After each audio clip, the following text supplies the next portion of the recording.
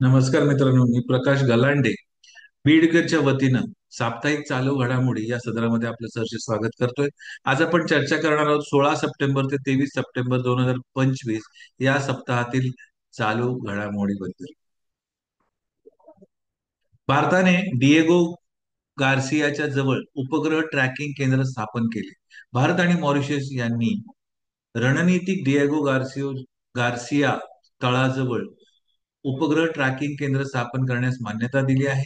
या उपक्रमामुळे हिंदी महासागर क्षेत्रात वाढत्या चीनी नौदल क्रियाकलापांच्या पार्श्वभूमीवर भारताची रणनीतिक उपस्थिती अधिक मजबूत होईल. या करारामध्ये अवकाश संशोधनातील सहकार्य, चागोस बेटांवरील मॉरिशसच्या सार्वभौमत्वाची पुनर्पुष्टी आणि पायाभूत सुविधा व सागरी सुरक्षेसाठी भारताकडून 680 दशलक्ष डॉलर्सच्या विकास पॅकेजचा समावेश आहे. यामुळे भारताच्या नेबरहुड फर्स्ट धोरण आणि विजन महासागर अंतर्गत द्विपक्षीय संबंध अधिक दृढ होतील.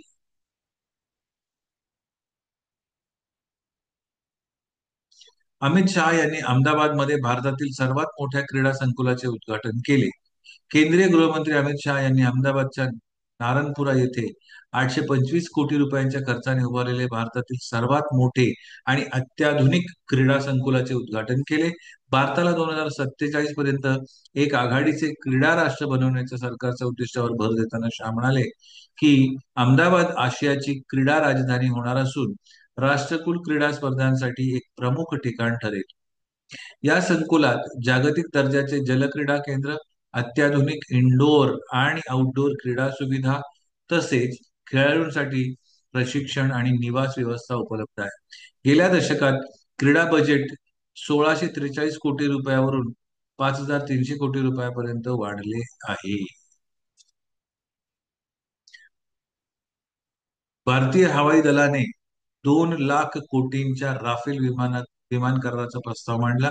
भारतीय वायुसेना 114 मेड इन इंडिया राफेल विमान खरेदी करण्याचा 2 लाख कोटींचा प्रस्ताव तपासत आहे, ज्यामुळे तिची विमानसेना 176 विमानापर्यंत वाढेल. हा प्रस्ताव 60% स्थानिक सामग्रीवर भर देतो. डीएसॉल्ट एव्हिएशन टाटा सारख्या भारतीय कंपन्यांसोबत भागीदारी करेल आणि हैदराबादमध्ये एमआरओ हब स्थापन करेल. भारताने युनेस्कोच्या तात्पुरत्या यादीत 7 नवीन स्थळे समाविष्ट केली आहेत. युनेस्कोच्या तात्पुरत्या यादीत भारताने 7 नवीन स्थळे Deccan traps, Tirumala hills, Meghalayan age caves समाविष्ट केली, ज्यामुळे भारताची एकूण स्थळे एकूण 70 झाली आहेत. हे नैसर्गिक वारसा श्रेणीत आहेत आणि जागतिक वारसा दर्जासाठी आवश्यक पाऊल आहे. आचार्य देवव्रत यांनी महाराष्ट्राचे राज्यपाल म्हणून शपथ घेतली. आचार्य देवव्रत यांनी 15 सप्टेंबर 2025 रोजी महाराष्ट्राचे राज्यपाल म्हणून पदभार स्वीकारला,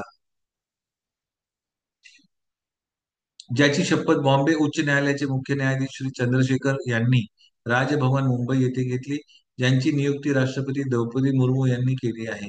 ही जबाबदारी CP राधाकृष्णन यांच्या देशाचे पुढील उपराष्ट्रपती म्हणून निवड झाल्यानंतर महाराष्ट्र राज्यपाल पदाच्या अतिरिक्त जबाबदारीसाठी देण्यात आली. आचार्य देवव्रत सध्या गुजरातचे राज्यपाल म्हणूनही कार्यरत आहेत आणि त्याचबरोबर महाराष्ट्राच्या नवीन जबाबदाऱ्या सांभाळत आहेत.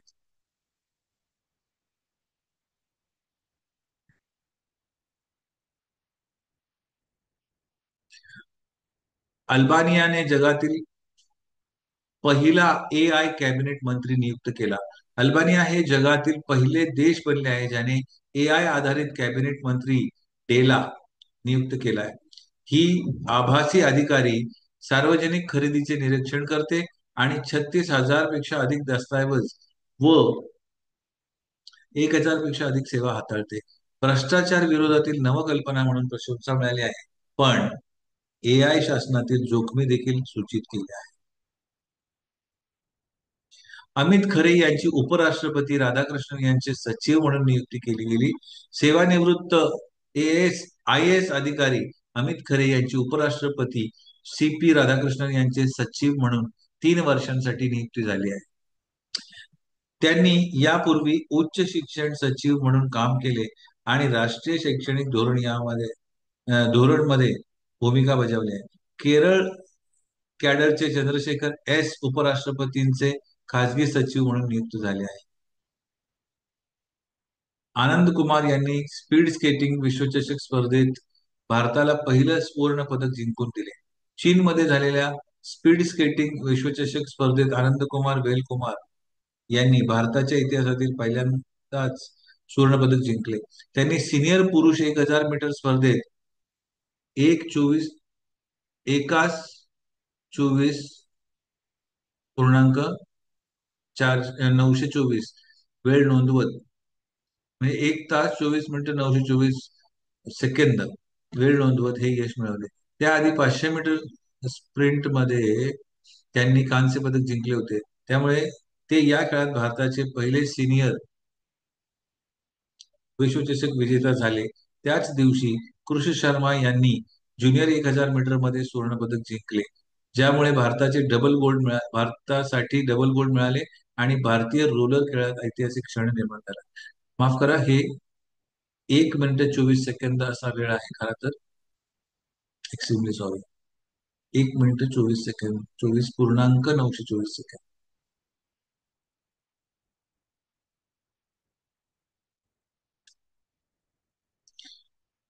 सेबीने स्वागत एफ-आय सुरू केले, ज्याचा उद्देश दीर्घकालीन परदेशी गुंतवणूक आकर्षित करणे आहे.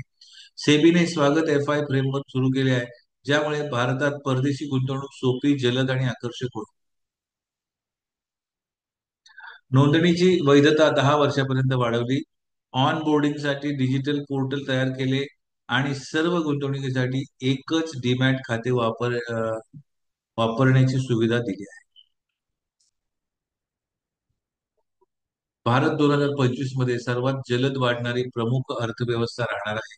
स्टँडर्ड अँड प्युअर्स नुसार भारत या आर्थिक वर्षात 6.5% जीडीपी वाढीसह सर्वात जलद वाढणारी प्रमुख अर्थव्यवस्था राहणार आहे. जागतिक अडथळे आणि बाह्य धक्क्यानंतरही भारताची अर्थव्यवस्था आर्थिक सुधारणा, पायाभूत सुविधा विकास आणि धोरणात्मक सुधारणांमुळे टिकाऊपणा दाखवते. अहवालात भारताच्या जागतिक व्यापारात सहभाग वाढवण्याच्या योजना आणि अधिक रोजगार निर्माण करण्याच्या प्रयत्नांवर भर दिला गेला आहे, ज्यामुळे विकसित देशांच्या तुलनेत भारताची वाढीची क्षमता मजबूत होते. भारत ग्लोबल इनोव्हेशन इंडेक्स 2025 मध्ये 38व्या स्थानावर पोहोचला. WIPO कडून प्रकाशित ग्लोबल इनोव्हेशन इंडेक्स G2 2025 मध्ये भारत 38व्या जागी आहे, जे 2020 मध्ये असलेल्या 48व्या स्थानापासून सातत्यपूर्ण सुधारणा दर्शवते. भारत लोअर मिडल इन्कम अर्थव्यवस्थांमध्ये आणि सेंट्रल व सदर्न आशिया क्षेत्रात पहिल्या स्थानावर आहे. जागतिक स्तरावर स्वित्झर्लंड नंबर 1, स्वीडन नंबर 2 आणि USA नंबर 3 वर आहे. चीन नंबर 10 वर आहे आणि पेटंट फायलिंग, R&D खर्च आणि तंत्रज्ञान उत्पादनांमध्ये चांगली कामगिरी करत आहे.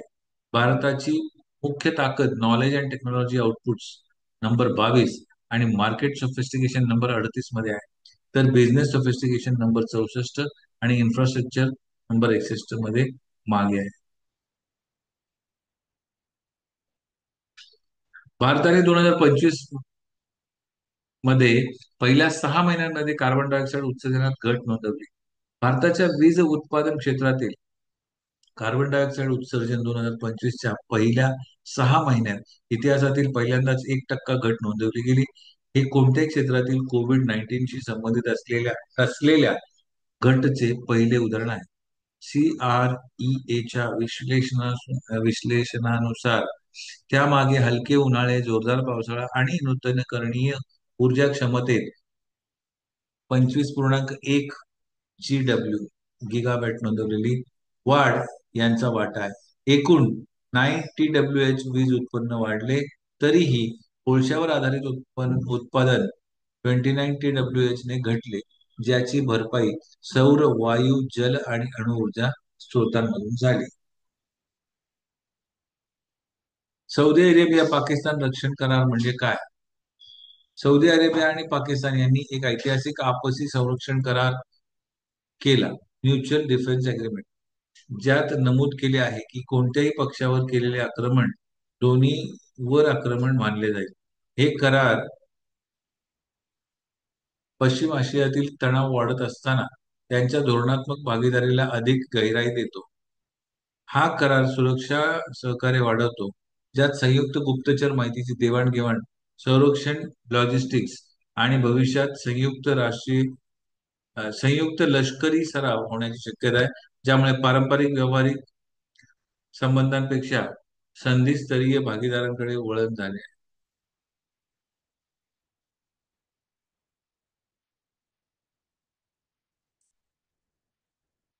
व्योममित्र गगनयानसाठी इस्रोचे AI अर्धमानवीय रोबोट. इस्रोचे अध्यक्ष नारायणन यांनी जाहीर केले की AI सक्षम अर्धमानवीय रोबोट व्योममित्र गगनयान प्रकल्पाच्या मानवरहित चाचणी मोहिमेत डिसेंबर 2025 मध्ये उड्डाण करेल. ही मोहीम 400 किलोमीटर कक्षेत 3 दिवस मानव पाठवणे आणि सुरक्षित परताव्याचा उद्देश साधते.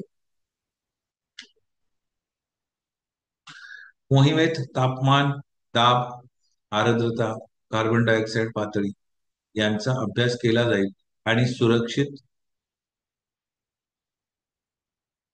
उतरासाठी बचाव यंत्रणा व पडदे आहेत. सुरक्षित उतारासाठी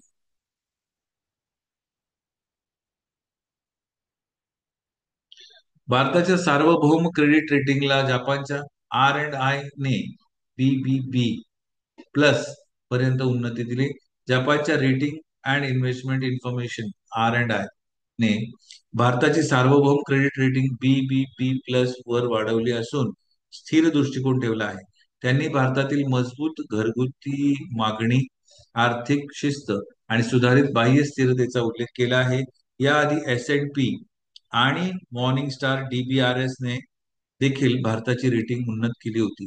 भारताची GDP वाढ FY 2024 मध्ये 6.5% होती, तर 2025च्या सुरुवातीला ती 7.8% होती. आणि लोकसंख्याशास्त्रीय लाभ, उत्पन्न वाढ आणि सरकारी गुंतवणुकीमुळे मध्यम 6% वाढ कायम राहण्याचा अंदाज. नीरज घायवान यांचा होम बाउंड हा चित्रपट ऑस्कर 2026 साठी भारताचा अधिकृत प्रवेश म्हणून निवडला गेला. नीरज घायवान यांचा हिंदी चित्रपट होम बाउंड हा ऑस्कर 2026 साठी भारताचा अधिकृत प्रवेश म्हणून निवडला गेला आहे. करण जोहर आणि आदर पुनावाला निर्मित या चित्रपटात ईशान खट्टर, विशाल जेठवा आणि जान्हवी कपूर प्रमुख भूमिकेत आहेत. मुस्लिम आणि दलित युवकांच्या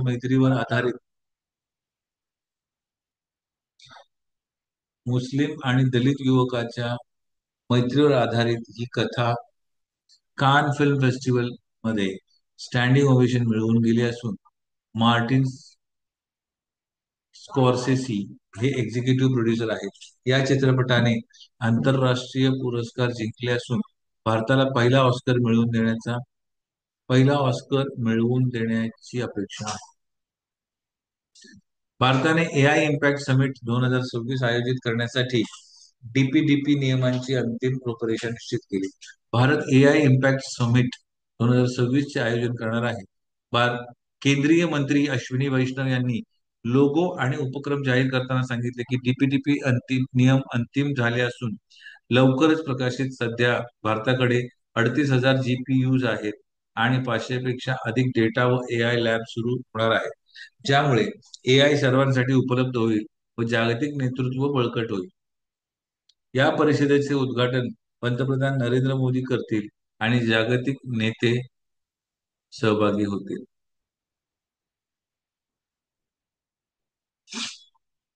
पंतप्रधान मोदी यांनी पुढील पिढीच्या GST सुधारणा सुरू केल्या. बचत आणि स्वावलंबनाची नवीन दिशा. 21 सप्टेंबर 2025 रोजी पंतप्रधान मोदी यांनी पुढील पिढीच्या GST सुधारणा सुरू केल्या. या सुधारणा फक्त 5% आणि 18% स्लॅब ठेवतात, गरजेच्या वस्तूंवरील कर कमी करतात आणि दरवर्षी सुमारे 2.5 लाख कोटी रुपयांची बचत होण्याची अपेक्षा आहे. उद्दिष्ट MSMEs ला प्रोत्साहन, कर सोपे करणे आणि स्वदेशी उत्पादनांना चालना देणे आहे. पीएम मोदी यांनी स्वदेशी खरेदी करा, स्वदेशी विक्री करा असे आवाहन केले.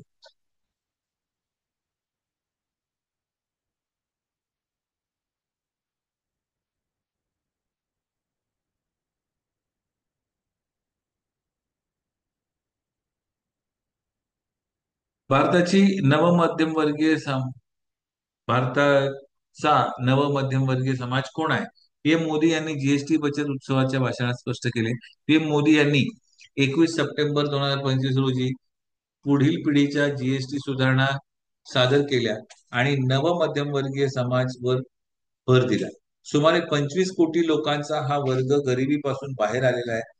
शिक्षण, घर, आरोग्य आणि देशांतर्गत उत्पादनासाठी मागणी वाढवत भारताच्या वा भारताच्या वाढीत योगदान देतो.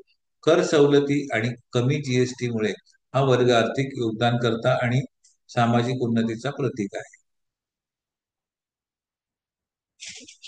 धोरडो पीएम सूर्यघर योजना अंतर्गत गुजरातचे चौथे सौर ग्राम बनले. गुजरातच्या कच्छ जिल्ह्यातील धोरडो गाव पीएम सूर्यघर मुक्त वीज योजनेअंतर्गत राज्यातील चौथे पूर्णपणे सौर ऊर्जेवर चालणारे गाव बनले आहे. येथे 81 घरे सौर ऊर्जेने सुसज्ज केली गेली असून 177 किलोवॅट वीज निर्माण होत आहे आणि गावकऱ्यांना प्रत्येकी दरवर्षी सुमारे 16,064 रुपये इतकी बचत होईल. हा टप्पा पंतप्रधान मोदी यांच्या समर्पणासाठी ठेवला जाणार असून यामुळे नवीकरणीय ऊर्जा वापर वाढेल. अतिरिक्त वीज विक्रीतून उत्पन्न मिळेल आणि टिकाऊ आणि ग्रामीण विकासात गुजरात नेतृत्वाची भूमिका बजावेल किंवा नेतृत्व भूमिका मजबूत होईल. तसेच भारताचे नेट झिरो 2070 उद्दिष्टांना पाठिंबा मिळेल.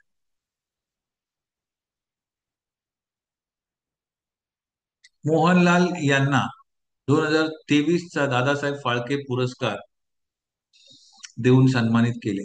मल्याळम सुपरस्टार मोहनलाल यांना 2023 दादासाहेब फाळके पुरस्कार जाहीर झाला आहे. हा सन्मान त्यांना 23 सप्टेंबर 2025 रोजी 71वा राष्ट्रीय चित्रपट पुरस्कार सोहळ्यात दिला जाईल. 4 दशकांच्या कारकिर्दीत त्यांनी 400 पेक्षा अधिक चित्रपट केले असून ते 5 राष्ट्रीय पुरस्कार, पद्मश्री 2001 आणि पद्मभूषण 2019 यांनी गौरवले गेले आहेत. थिरनोत्तम 1978 पासून ते दृश्यम आणि L2 एम्पुरान 2024 पर्यंत त्यांनी भारतीय चित्रपट सृष्टीवर अमिट ठसा उमटवला आहे. आजची प्रश्न मंजुषा. पहिला प्रश्न आहे, केंद्रीय गृहमंत्री अमित शहा यांनी सप्टेंबर 2025 मध्ये कोणत्या कार्यक्रमांचा विस्तार करून 5 नवीन विमानतळ जोडले? उत्तर आहे fast track immigration, trusted traveller program FTITTP.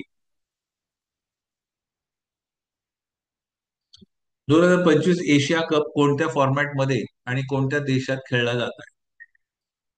उत्तर आहे 2020 इंटरनॅशनल T20 IS UAE मध्ये. खालीलपैकी कोणते विधान वर्ल्ड फूड इंडिया WFI 2025 कार्यक्रमाबद्दल बरोबर आहे? हे 25 ते 28 सप्टेंबर 2025 दरम्यान चालेल. वक्फ सुधारणा अधिनियम 2025 अंतर्गत सुप्रीम कोर्टाने कोणत्या संस्थेच्या अधिकारांची अंशतः स्थगिती केली? वक्फ मालमत्ता हस्तांतरित करण्याचा अधिकार. भारत सप्टेंबर 2025 मध्ये 89व्या इंटरनॅशनल इलेक्ट्रॉनिकल कमिशन जनरल मीटिंगचे आयोजन कोणत्या ठिकाणी करणार आहे? उत्तर आहे भारत मंडपम, नवी दिल्ली.